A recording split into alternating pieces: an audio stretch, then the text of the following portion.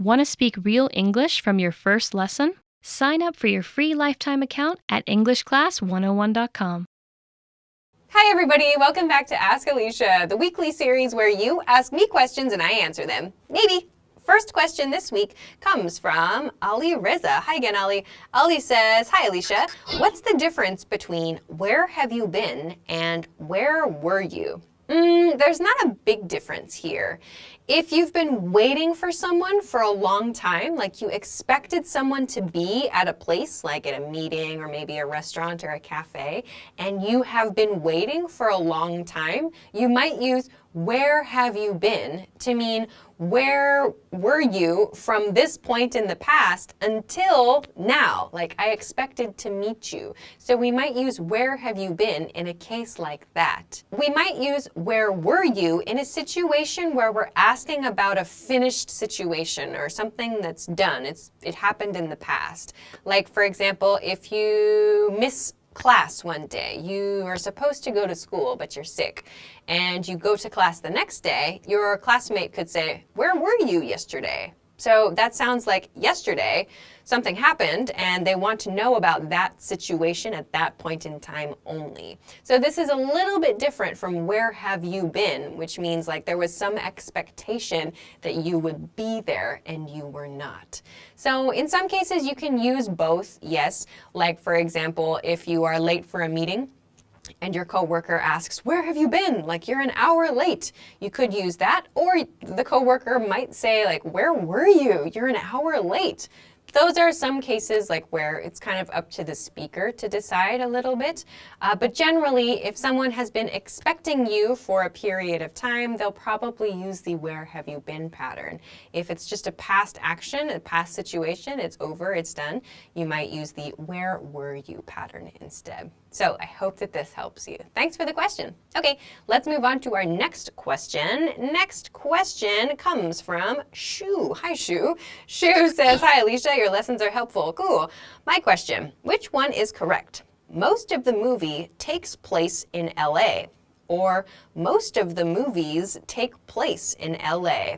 Nice question. Actually, both sentences are correct, and they have very different meanings. So let's take a look. The first one, most of the movie is set in LA, means the majority of this movie only takes place or happens in LA.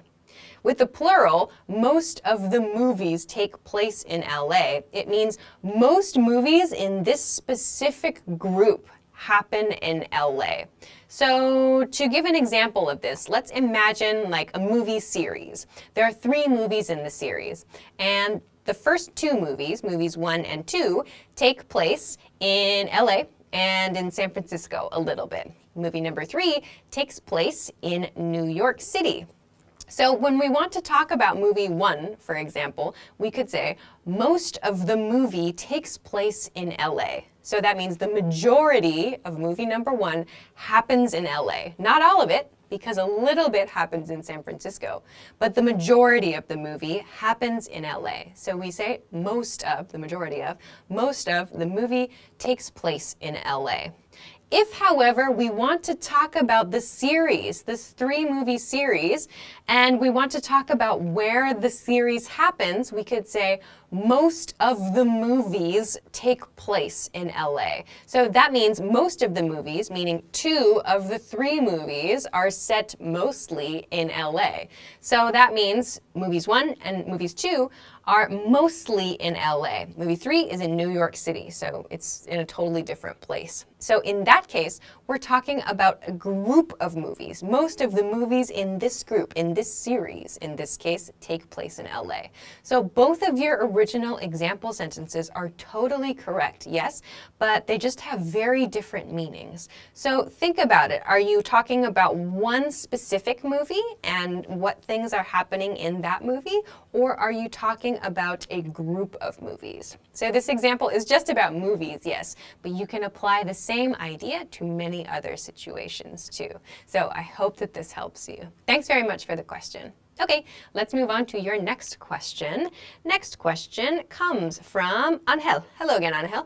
Angel says, "Hi, Alicia and team. Could you please explain the meaning of the word whatsoever?" Sure. Okay, whatsoever means at all or of any kind. So you could replace whatsoever in a sentence with of any kind, and it would still make sense. We tend to use this a lot in negative situations, like when we're saying you cannot do something.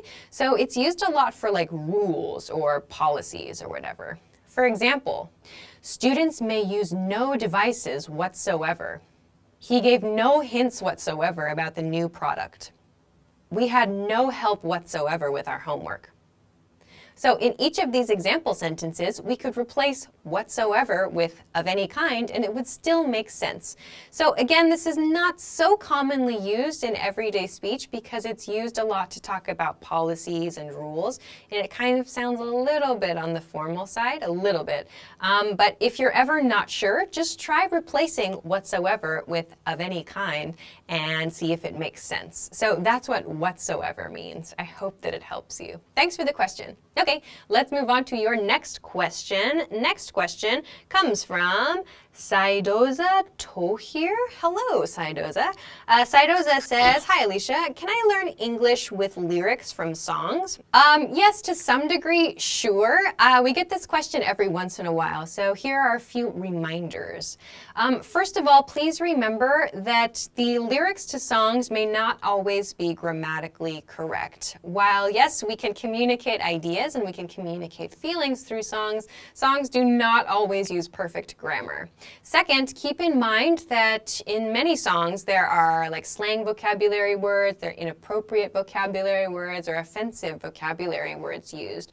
Also, the vocabulary words by one artist or by one singer may not be used in everyday speech very much, or may not be used in the people, like in conversation with the kinds of people you are used to speaking with. So for example, if you really like, I don't know, country music, or if you really like rap music, but a lot of the people that you talk to really like pop music or rock music or something like that, you might find that like they don't use the same words, or they're not commonly like using the kinds of expressions that your favorite singers are using. So that's something else to keep in mind. Another thing to think about is the rhythm. So in songs, it's great, it's very important to have a certain rhythm so that people can enjoy music. But this is very different in many cases from the way that we actually speak in everyday life. So if you can understand a song, that's great, but that doesn't mean that you can apply the same rhythm when you're speaking. So like rap, for example, most people don't speak in the same way as they sing or when they perform like rap songs. So that's another thing to keep in mind. Finally, remember that even if you can fluently sing a song, it doesn't mean that you can fluently communicate in English. So maybe you can remember all the words to your favorite song. That's great, that's fun. It's a great study tool, a great motivator for sure. But that doesn't mean that you can automatically use all of those words, or you can communicate well in English with those things that you've learned. They're kind of like supplements. They're like extra bonuses for your study. So don't use only song lyrics. Like, they can be really helpful and they can help you to identify with culture and make friends and stuff. But I would suggest maybe using that a little bit, using lyrics from songs a little bit. And it's important to keep those reminders in mind that I talked about too. So I hope that this helps you, and good luck with your studies. Okay, let's move on to your next question. Next question comes from Maxime. Hi, Maxime. Maxime says, "Hi, Alicia. How do I use regardless and regardless of?" Thanks. Nice question.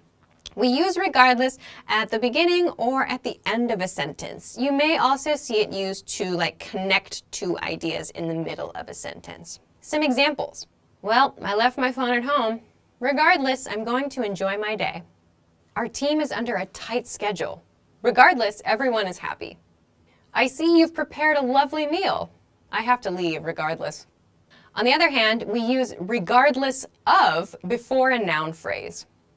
Regardless of the manager's decision, I think our team did a great job. We should respect other people regardless of their race. So regardless of is used before a noun phrase. Regardless without of typically comes at the beginning or at the end of a sentence. I hope that this helps you. Thanks very much for the question. Okay, that is everything that I have for this week. Thank you, as always, for sending your questions. Remember, you can send them to me at EnglishClass101.com/ask-Alisha. Also, if you liked this lesson, please don't forget to give it a thumbs up, subscribe to our channel if you haven't already, and check us out at EnglishClass101.com for some other things that can help you with your English studies. Thanks very much for watching this week's episode of Ask Alisha, and I will see you again next week. Bye-bye. Bye-bye. Want to speed up your language learning? Take your very first lesson with us. You'll start speaking in minutes and master real conversations. Sign up for your free lifetime account. Just click the link in the description.